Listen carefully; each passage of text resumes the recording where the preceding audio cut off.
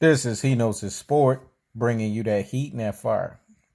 As you guys can see, if you go on NBA.com, you see they got the latest MVP poll going up, or the latest MVP news saying um, James Harden, is he a shoo-in for the MVP? Are you serious? The Houston Rockets are a 6 seed, man. This is the stuff that I'm talking about, man. These James writers, media, they want to sit here and they want to make it seem like this guy is more than what he actually is. This is the hate, the vitriol for the guy, for the likes of a Kobe Bryant. It's just ridiculous, man. On so many levels, this thing is ridiculous. Because we saw this with Kobe, man. When Kobe was dominating, the Lakers weren't a top seed. They were kind of like Houston Rockets, man. They were right there, bottom feeder of the West. Where's this love for Kobe Bryant when he was averaging over 35 points per game? You know what I'm saying? He deserved the MVP that year. He was the best player in the league by his stats. He was putting up video game stats that year. What happened? Why wasn't he in the tops of the MVP voting? Why did they get that thing to Steve Nash? Why are they talking about James Harden, man? Why is the Golden State Warriors? Why are those players, anybody on that team, not getting MVP talks? You know what I'm saying? Or anybody that's, part of the Denver Nuggets, or anybody that's part of the Milwaukee Bucks. Why are we not talking about Greek the Freak? Because he's number one in the East, the Eastern Conference. They're sitting at number one. Toronto's sitting at number two. Where's the love for Kawhi Leonard? Denver's sitting at number one. Where's the love for them? And there's an argument that you can make for Russell Westbrook in them and company, Paul George. They balling out of control. They number 3 in the West. Where's the love for them? Why are we talking about James Harden? I get it. James Harden is doing unprecedented things, you know what I'm saying, in terms of scoring. But I'm not impressed, man. I really am not. Even though it's unique what he's doing in the regular season, and hats off to him for that, I'm not impressed. I'm sorry. Stop the presses and pump the brakes on the nonsense. See, this is the stuff that I'm talking about. This shows me why Kobe Bryant was the most polarizing player in NBA history. Because you got cats that want to come on my channel and tell me, when I would think I was having an exchange with, I don't know who this Rudy Poo and this Plum person is, Prince, whatever his name is, or whatever the fart his name is, want to sit there and give you justification about LeBron James, et cetera, et cetera. When I said, look at your comment versus look at the comments on everybody else. Oh, those are just Kobe fans. And I murked them because, what I'm saying, they don't come up with nothing, because I can bring facts to them. What facts are you bringing? 3 for 9 in the NBA Finals? What facts are you bringing? 33% NBA Finals average? What facts are you bringing? More credible and notable losses in the postseason as opposed to wins? What facts are you bringing? 2011 NBA biggest final NBA Finals meltdown we've ever seen. The chosen one became the frozen one. What facts are you bringing? 2014 when Kawhi Leonard locked his ass down. You know what I'm saying? The San Antonio Spurs won, and he blamed it on the AC. I forgot which game it was. I think it was game 1. He was blaming it on the AC, saying that the AC was hot. But Tim Duncan is older than him, but played. Manu Ginobili is older than him, but played. Tony Parker's older than him, but played.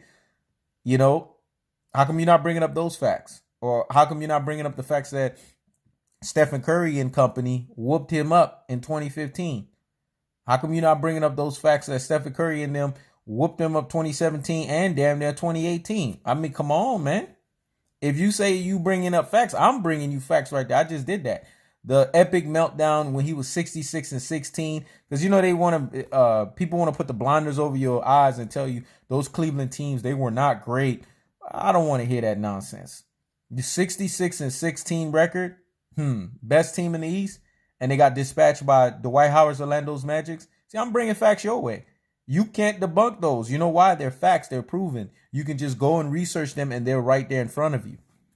The 2007 meltdown, after he scored 40-something points against the Detroit Pistons, you know what I'm saying, and won that series. But what happened? He did not show up in the finals. And I don't want to hear this stuff, oh, it was just his first finals, yada, yada. Listen, if you're good enough to make it to the finals, I've said this before in a previous video, and I'll say it again. You're good enough to win or lose. and he got his ass beat. So to me, that's a credible loss. See, I just brought facts your way. You know, him having 4 guys on those Cleveland teams that everybody quote unquote said wasn't that great, but he had 4 guys that scored double digits. Those are facts. Prince, whatever the fart your name is, I just brought facts your way. What facts do you have? I'm waiting in the comment section. Please enlighten me, because trust and believe, whatever you bring, they're going to get ethered and murked and countered quick, fast, and in a hurry.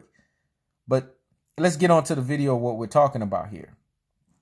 James Harden is not no damn Kobe Bryant, but he getting love like he's better than Kobe Bryant. And you letting these James Harden writers, media, not only are they disrespecting Kobe at the highest level and they putting La Fraud, La Not over him, now they're putting James Harden over him. I mean, Kobe just gets no love, man. And I said it, Kobe was part of that dying breed, man. He was one of the last of the Mohicans. Once he left, the league has never been the same, man. The league has been tarnished. The league has been Rudy Pooed and plum crap. That's what it's been since Kobe Bryant left, dog. It has not been the same, because you don't have a guy that's out there that's willing to put the work ethic in to, you know, put guys on notice and make guys play, you know what I'm saying, on the opposing side as the best versions of themselves. You know what I'm saying? Where's that level of competition? Where's that gearing up to play against somebody? Kobe Bryant, he took that with him when he retired. Tim Duncan took that with him when he retired. Kevin Garnett took that with him when he retired. You know what I'm saying? Now Dirk Nowitzki is gonna take that with him when he leaves.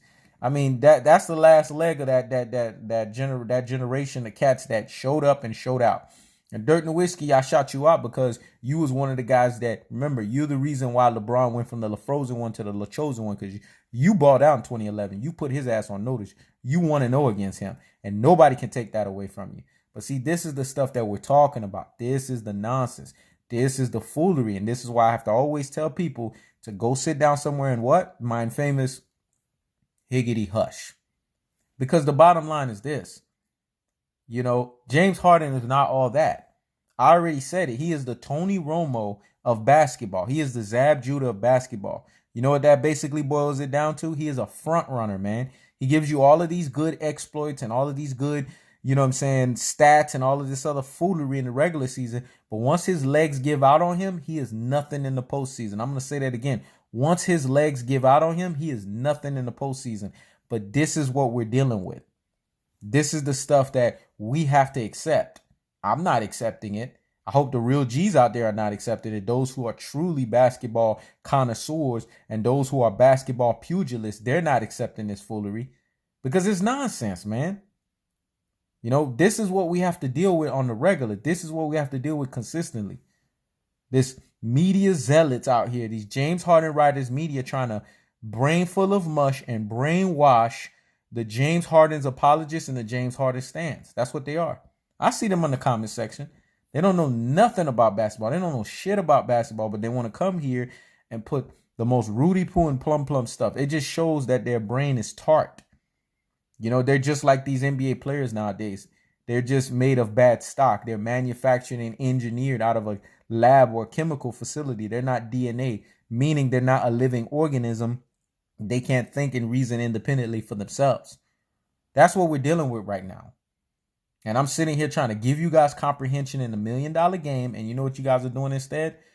You guys are not trying to hear me so that you could understand. You should be gobbling this up. This is true and rare basketball knowledge at the highest levels. So when it comes to you and it's delivered like mail, you have to take it, man.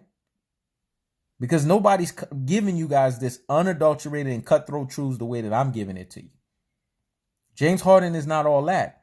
Show me something he's done notable in the postseason. Show me something that he has done in the NBA Finals. Because all I remember is a 2012 epic collapse of unprecedented proportions. All I recall is Stephen Curry straight taking it to him. And this is the Golden State Warriors minus Kevin Durant. This is what I remember. Postseason after postseason of failures.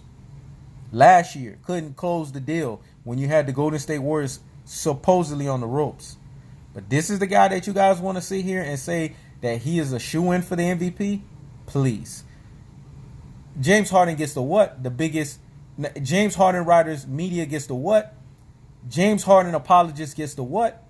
James Harden Stands gets the what? The biggest higgity hush of the damn day. This is He Knows His Sport. Checking out.